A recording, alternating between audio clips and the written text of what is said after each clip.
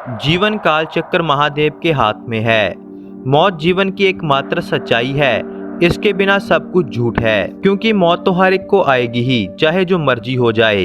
अपने जीवन को महादेव के चरणों में अर्पण कर दो, मौत का भय निकल जाएगा। मगर बहुत बार कुछ इच्छाएं पूर्ण करने की चाह में जीवन ही समाप्त हो जाता है। मगर क्या वह अधूरी इच्छाओं को मनुष्य कभी दोबारा पूरा कर सकता है? कानपुर के विक्रम जी, उन्होंने अपने पिताजी संजय मोहन के जीवन की एक ऐसी सच्चाई सामने रखी कि शायद एक बार आंखें और कानों को यह बात झूठी लगे। मगर संजय मोहन जी का बेटा कोई अंधविश्वासी अनपढ़ नहीं, बल्कि नॉर्वे में एक इंजीनियर है और एक बड़ी पोस्ट पर काम कर रहा है। विक्रम जी कहते हैं कि मेरे पिता संजय मोहन जी एक रिटायर्ड सरकारी टीचर थे और उन्होंने शिक्षा के क्षेत्र में काफी नाम भी कमाया था। एक गरीब परिवार से निकलकर सरकारी नौकरी ली और अपने परिवार को सब कुछ दिया जो उन्हें कभी नहीं मिला था। हमें पढ़ाया और विदेश भेजा। मेरे पिता बहुत से गरीब परिवारों के बच्चों को फ्री शिक्षा और उनकी हर जरूरत पूरी करते थे। महादेव से उनका स्नेह देखने योग्य था। कह सकते हैं कि मेरे पिताजी साक्षात भगवान शिव से बात करते थे, क्योंकि वह हमेशा कहते थे कि शिव ही महाकाल है। वह हमारे पास है, कभी दूर नहीं है, कहीं पर जाने की जरूरत नहीं। शिव को हर पल अपनी धड़कन के साथ याद रखो, वे आपके पास होंगे और जो मर्जी अपने दिल की कहो वे आपकी सुनेंगे। मेरे पिता कोई भी काम शुरू करने से पहले एक बार घर में बनाए गए पूजा कक्ष में जाते और फिर ही काम की शुरुआत करते। मेरी माँ कहती थी कि वह पूजा कक्ष में महादेव की आज्ञा लेकर ही काम शुरू करते हैं। जैसे जैसे हम उम्र में बढ़ने लगे वैसे वैसे इन बातों पर विश्वास नहीं होता था। अजीब सा अंधविश्वास था। मगर जब मैं नॉर्वे अपने काम के लिए आने वाला था, पिताजी ने मुझे पूजा कक्ष में बुलाया। पिताजी की उम्र उस समय 55 वर्ष की होगी। उन्होंने मुझे बुलाकर कहा कि विक्रम, मैं जो भी तुमसे कह रहा हूँ उसे ध्यान से सुनना, मजाक मत बनाना। पिताजी परेशान थे। उन्होंने कहा कि मेरी एक इच्छा है कि मैं एक छोटा सा स्कूल गरीबों के लिए खोलूं, अपने हिसाब से उन्हें शिक्षा दूं और गरीब जरूरतमंद की मदद हर प्रकार से करूं। मैंने अपने पिता की बात सुनी और कहा कि पिताजी, जैसा आप सही समझे वैसा आप करें, इसमें क्या दिक्कत है? कोई पैसे की दिक्कत है तो हम पूरी कर लेंगे। पिताजी ने मुस्कुराकर कहा कि बेटा, पैसे की बात नहीं है, बात तो सांसों की है। मैंने कहा कि आपकी तबीयत ठीक नहीं है।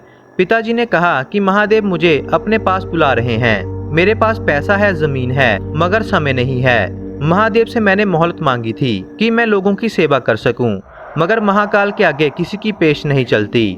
मेरे पिताजी ने कहा कि मैं तो खुद सेवा करना चाहता था, मगर यह काम तुम्हें करना होगा। मैंने पिताजी की बात को सीरियस नहीं लिया और ऐसे ही कह दिया कि ठीक है, मगर आपको कुछ नहीं होगा। मैं नॉर्वे चला जाऊंगा तो फिर यह काम कैसे कर सकता हूँ? मैंने कहा कि आप स्कूल बनाना शुरू करो, आपको कुछ नहीं होगा। मैंने अपने पिताजी की बात को सीरियस नहीं लिया, मगर मैंने जल्दी से काम शुरू करवा दिया। स्कूल बनने लगा और मेरे जाने से पहले ही पिताजी ने अपने श्वास छोड़ दिए और पूजा कक्ष में ही उनका शरीर मिला। कोई बीमारी नहीं, ना कोई तकलीफ। मौत के बाद भी शरीर गर्म और लाल था, मानो जैसे लाश ना होकर एक जीवित व्यक्ति सो रहा हो। संस्कार की तैयारी हुई। मेरे मन में अब कुछ चल रहा था। पिताजी का एक वादा भी था। जब मृतक देह को शमशान में लेके जाने लगे तो शरीर में कोई हलचल हुई। यह सब कुछ मेरी बहन ने देखा।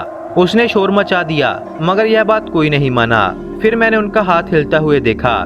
मैंने जल्दी से कपड़ों को साइड पर किया तो देखा कि पिताजी की आंखें खुली हुई थी और वह बेचैनी से इधर उधर देख रहे थे। अब खुशी मनाए या फिर हैरान हो, पिताजी को पानी पिलाया और कमरे में लेकर गए। पिताजी ने कहा कि मैं पूजा कक्ष में जाना चाहता हूँ। 20 मिनट पूजा कक्ष में अकेले रहे। एक मुर्दा व्यक्ति उठकर खड़ा हो चुका था और पिछले 20 मिनटों से पूजा कक्ष में था। बाहर आए और बोले कि शिव ने मुझे वापस कर दिया और अपने बेटे को कहा कि तेरे मन में खोट थी और महादेव ने पहचान ली, तो मेरा सपना जो सेवा का था वह कभी पूरा नहीं करता, इसलिए महादेव ने मुझे जीवन दिया।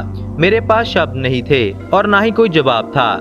मेरे पिता ने 5 वर्ष वह स्कूल चलाया। 5 वर्ष के बाद दोबारा उनकी मृत्यु हुई और तब तक वह स्कूल प्रॉपर मैनेज कर चुके थे और आज भी वह स्कूल चल रहा है। असल में उस दिन मेरे मन में आया था कि पिताजी की मृत्यु हो चुकी है और मैं नॉर्वे चला जाऊंगा। स्कूल बनने के बाद कौन पूछेगा, जमीन बेचकर काम खत्म कर दूंगा। मगर यह मैं भूल बैठा था कि यह महादेव का एक स्कूल है जिसके साथ वह खिलवाड़ करना चाहता था। लेकिन महादेव ने मेरे पिता को वापस भेज दिया और उनका हुक्म भी पूरा हुआ। हर हर महादेव।